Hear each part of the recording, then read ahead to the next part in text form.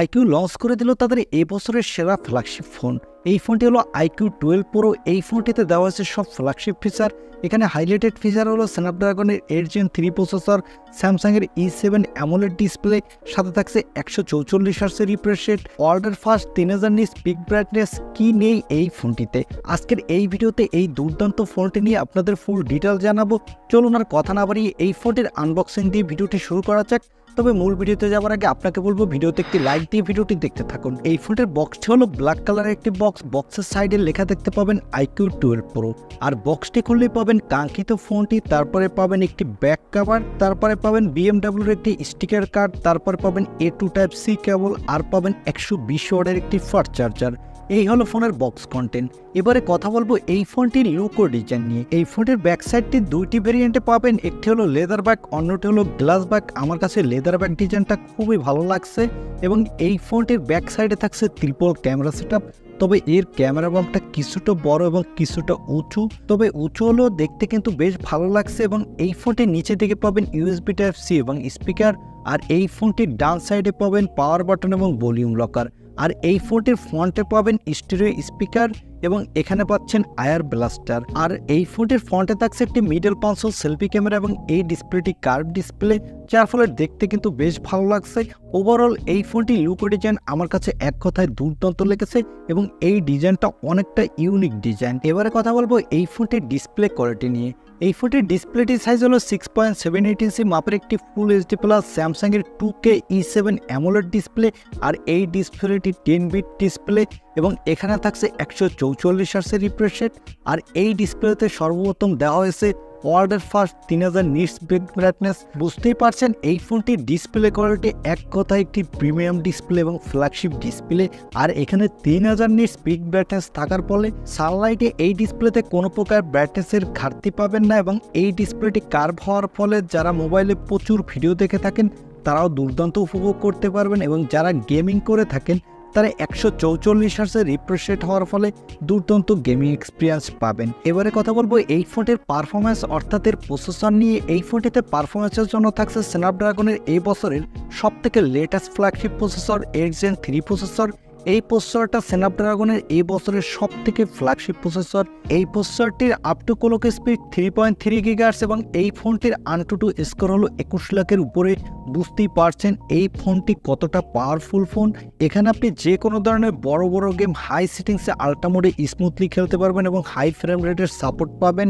আর এখানে জেনশন ইম্প্যাক্টের মতো বড় বড় গেমগুলো আপনি হাই ফ্রেম রেটে খেলতে পারবেন কোনো ল্যাগ বা ফ্রেম ড্রপ ছাড়া। এই ফোনটিতে আউট অফ দ্য বক্স থাকছে Android 14, এর ব্যাকএন্ডে থাকছে OS 4।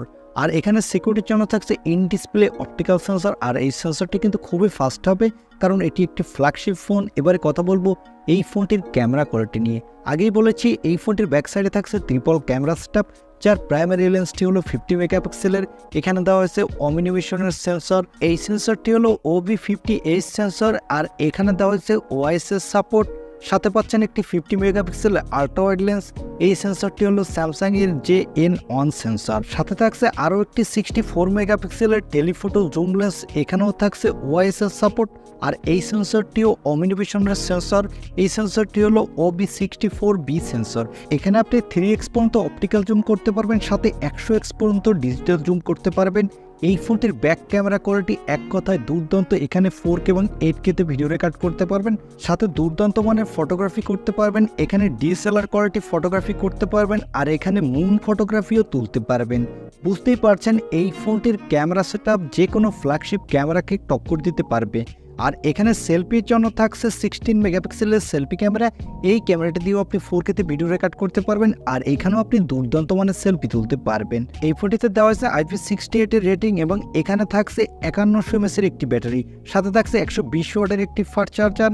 আর এখানে থাকছে 50 ওয়াটের একটি অলওয়েজ চার্জিং এর সাপোর্ট আর 10 ওয়াটের রিভার্স অলওয়েজ চার্জিং এর সাপোর্ট। এই ফোনটিতে থাকছে Wi-Fi 7 এর সাপোর্ট এবং এই ফোনটিতে দেওয়া হয়েছে ব্লুটুথ 5.4 এর সাপোর্ট। আর এখানে NFC-র সাপোর্টও থাকছে। আর এখানে আয়ার ব্লাস্টার দিয়ে আপনি রিমোট কন্ট্রোলিং এর কাজ করতে পারবেন। এছাড়া আরও অনেক দুর্দান্ত সব ফিচার দেওয়া হয়েছে, যেমন 4D গেমিং ভাইব্রেশনের ফিচার দেওয়া হয়েছে, 3D আল্ট্রাসনিক ইন ডিসপ্লে ফিঙ্গারপ্রিন্টেরও ফিচার দেওয়া হয়েছে, যার ফলে এই ফোনটির ফিঙ্গারপ্রিন্ট সেন্সরটি খুবই ফাস্ট হতে যাচ্ছে। 0.1 সেকেন্ডের থেকেও খুবই দ্রুত আনলক হবে এই ফোনটি। এই ফোনটিতে দেওয়া হয়েছে LPDDR5X র্যাম, সাথে দেওয়া হয়েছে UFS 4.0 স্টোরেজ, যার ফলে এই ফোনটি র্যাম এবং স্টোরেজ ভেরিয়েন্টটি কিন্তু খুবই ফাস্ট হবে। আর এই ফোনটি মার্কেটে আপনি 3টি র্যাম ভেরিয়েন্টে পাবেন। বেস ভেরিয়েন্টটি হলো 16256 GB, মিডল ভেরিয়েন্টটি হলো 16512 GB এবং টপ ভেরিয়েন্টটি হলো 1TB/16 GB। এই ফোনটি দুইটি এডিশনে মার্কেটে লঞ্চ হয়েছে, একটি হলো ট্রাক এডিশন, অন্যটি হলো লেজেন্ডারি এডিশন। আমার কাছে লেজেন্ডারি এডিশনের ফোনটি খুব ভালো লেগেছে। এখন লেজেন্ডারি এডিশনের ফোনটি দেখতে পাচ্ছেন, তবে ট্রাক এডিশনের ফোনটি কিছুটা ভারী, ওজন হলো 210 গ্রাম এবং লেজেন্ডারি এডিশনের ফোনটির ওয়েট হলো 205 গ্রাম। আর এই ফোনটি মার্কেটে 3টি কালার ভেরিয়েন্টে পাবেন, ব্ল্যাক, হোয়াইট এবং রেড। আমার কাছে রেড ভেরিয়েন্ট এবং হোয়াইট ভেরিয়েন্টটি বেশি ভালো লেগেছে। এবারে জানাবো এই ফোনটি কত দামে লঞ্চ হয়েছে আর এই ফোনটি কবে বাংলাদেশের মার্কেটে পাওয়া যাবে এবং বাংলাদেশের দাম কত হতে পারে। এই ফোনটির বেস ভেরিয়েন্টটির দাম রাখা হয়েছে 4999 ইউয়ান, যা বাংলা টাকায় কনভার্ট করলে দাঁড়ায় 75,000 টাকা। এই ফোনটি বাংলাদেশে আসলে এর দাম প্রায় 90 বা 95,000 টাকার মতো হবে আনঅফিসিয়াল। আর এই ফোনটির মিডল ভেরিয়েন্টটির দাম রাখা হয়েছে চাইনিজ মার্কেটে 5499 ইউয়ান, যা বাংলা টাকায় কনভার্ট করলে দাঁড়ায় 83,000 টাকার মতো। এবং এই ফোনটি বাংলাদেশে আসলে এর দাম 1 লাখ টাকার আশেপাশে হবে। আর এই ফোনটির আপার ভেরিয়েন্টটির দাম রাখা হয়েছে 5999 ইউয়ান, যা বাংলা টাকায় কনভার্ট করলে দাঁড়ায় 90,000 টাকার মতো। এই ফোনটি বাংলাদেশে আসলে আনঅফিসিয়াল এই ফোনটির দাম 1,10,000 টাকার আশেপাশে থাকবে। এই ছিল IQOO 12 Pro এই ফোনটির ফুল ডিটেলস রিভিউ।